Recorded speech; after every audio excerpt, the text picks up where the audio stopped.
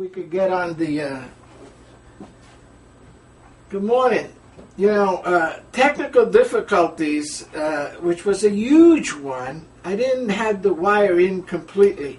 So if you were here at the 10 o'clock, thanks for coming back, because I wanted to share with you a lot of good information.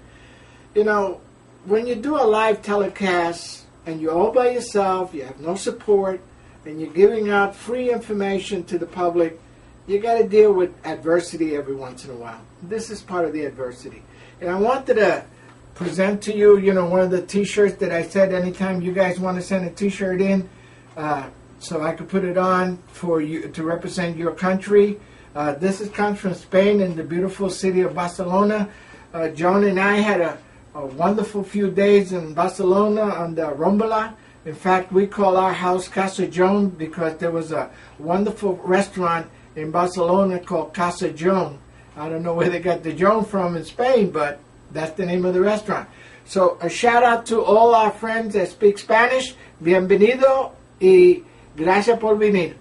You know, we want to share with you a lot of information, and we want to make it available. And you know, one of the things that came up this week was that in tomorrow's paper is a story about vitamin D. You know, I just made a video called Autumn Ride and Donation Request on YouTube.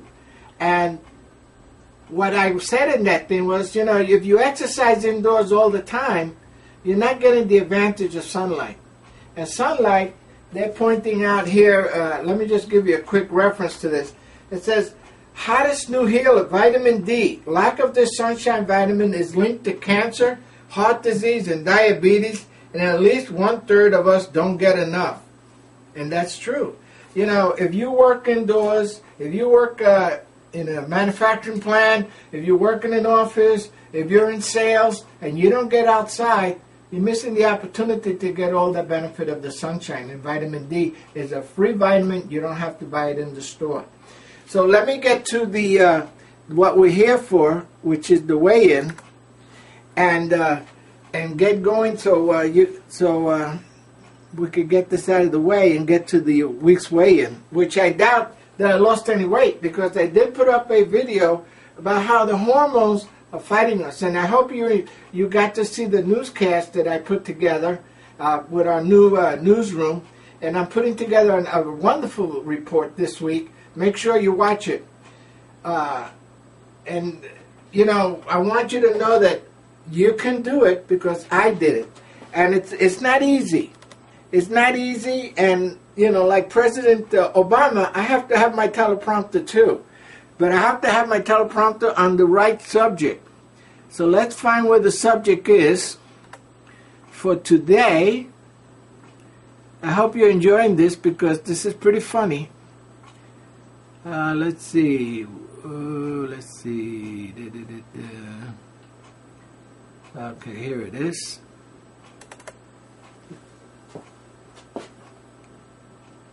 And there we go. And I hope you're enjoying this, because this is kind of funny.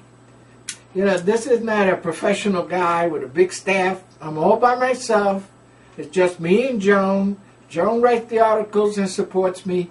And we try to bring you as much information as we can every week. So, again, this thing is acting up. And I don't know why. But, you know, technical difficulties, problems. But more evidence has tied obesity to colon cancer. A recent study shows.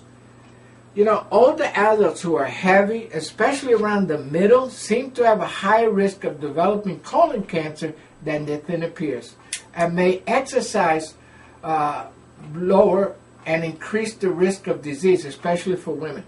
A European study said more than 120 people have participated in this study and came up with these conclusions. And this computer went bad on me again, and I have no idea why. So here I am trying to come across to you as a very knowledgeable guy, and I'm struggling with this this system. So it's a really good report, and I wanted to bring it to your attention, but I have no idea why this is fighting me. it flashes on and goes away.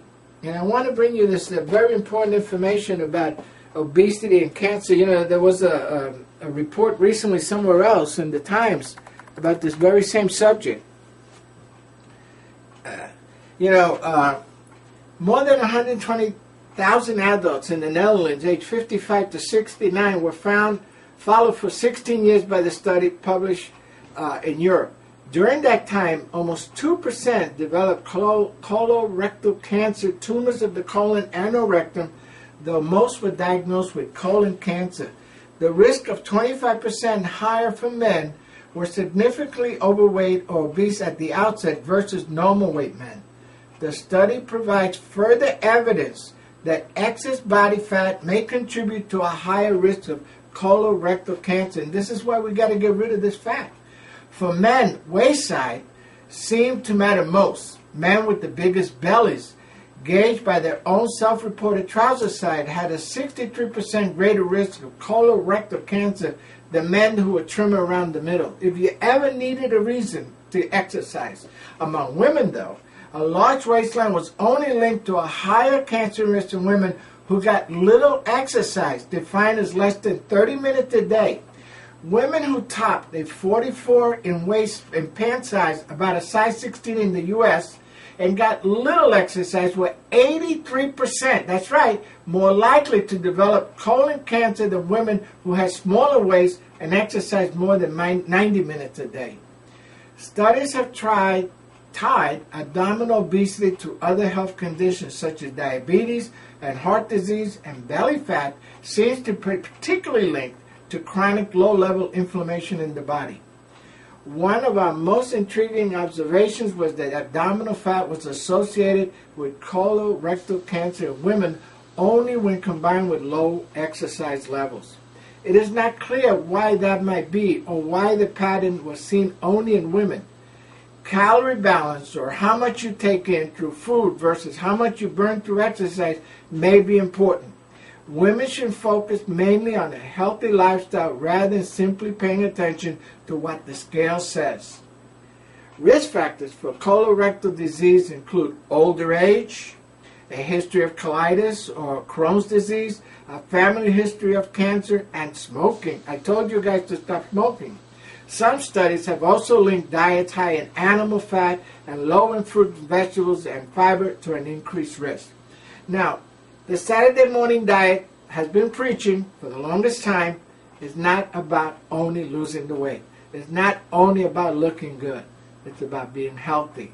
And now that this study has shown that lack of exercise and excess body fat is one of the precursors to cancer. So I want you to realize that the time has come to get going and change your lifestyle.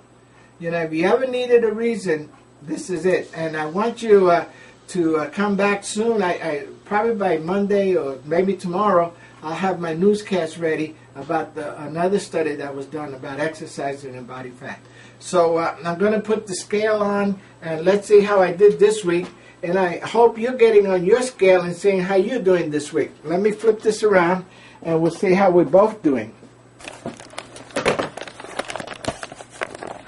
Let's see if I get a good shot for you. Where is it? I may have moved it too much.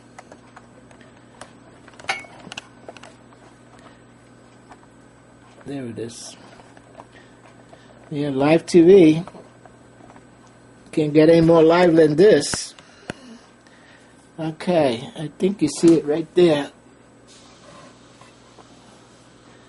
Get a little better...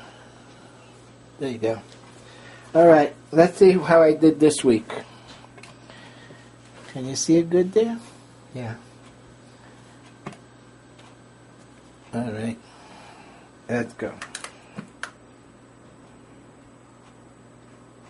Yay! I'm down 226.6. So that's an improvement over last week. Let's see that. Yay, yay, it's an improvement over last week. So let me get this camera a little more in focus for you. Okay, so let's record it. Oh boy, look at that. 226.6. And today is November 5, I believe. I went down 2 pounds. So, you know, you saw it live. No tricks, no magic. And what I'm trying to tell you is, once you lose 50 pounds like I did, 55 more or less, now the body's fighting me. It'll go up a pound, go down a pound, go up 2 pounds, go down a pound. And as you can see, this is live TV. You know, you see by my mistakes and by my machines breaking down and all that's going on, this is live and this is real. You know, I tried to watch it, but you know, the body's fighting. And it's going to be the body or me, and it's got to be me. Because one of the things that I'm trying to bring out to you guys is you got to have body consciousness. You know, you got to feel fat. You know, if you don't feel fat, you're not going to do anything about the fat. I'm going to make a great video about that very subject, body consciousness. So, sorry for all the mechanical problems, and sorry that we started late, but come every Saturday. I'll try to get here at 10 o'clock. If not, you could catch it later when I put it out on YouTube.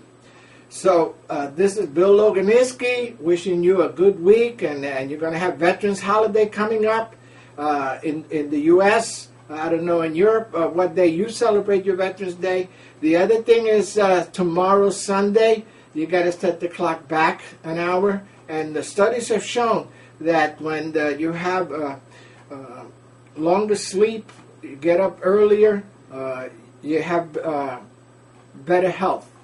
So I'll see you next week.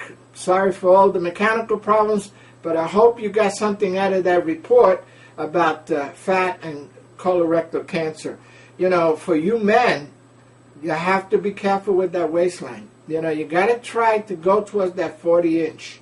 You know, I hear a lot that these weight loss things are basically geared towards women. Well, it is mostly because women are the ones who are conscious. They have body consciousness. But as a man, you have to have body consciousness. And don't forget, we have now a new donation page on the JoanBars.com website. You can still get your free meal replacement recipe at JoanBars.com. And our wonderful ebook, we're keeping it at $27 for the foreseeable future. So go get your copy at SaturdayDiet.com. Bye-bye. See you next week.